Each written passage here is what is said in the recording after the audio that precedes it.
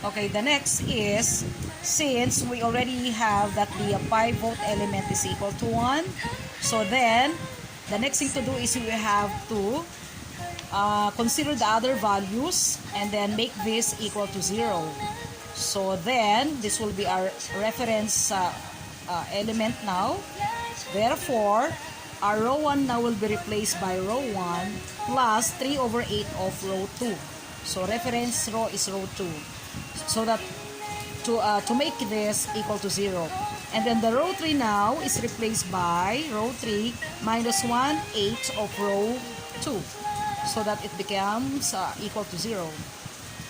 And then the row 4 now will be replaced by row 4 plus 95 over 4 of row 2. Again, to make this 0. And then after doing this, the simplex W now will be equal to this. And then, as you can see here, there is another negative value on the last row, which is negative 9 over 5. Now, if we will consider this our next pivot column, there are two values which are now negative values, and there is only one positive value here. So we cannot choose the pivot element anymore because we cannot compare this value to another value. So then we have to stop here, and then we can find the values of these variables now. So all you have to do is just connect the coefficient of the variable to the constant value. So like in this case, this is the 1, coefficient of x of 1, and then connect on the last column for the constant column, and the x of 1 now equal to 3. For the x of 2, this is the 1, connect on the last column, so x of 2 is equal to 1.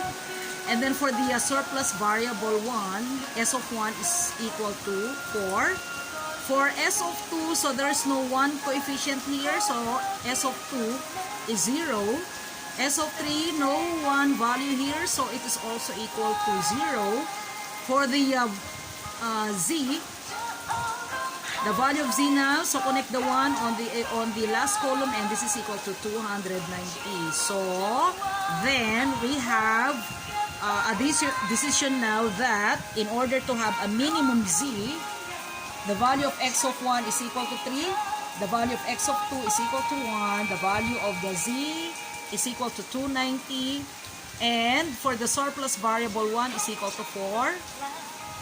For s of 2 and s of 3 are both 0.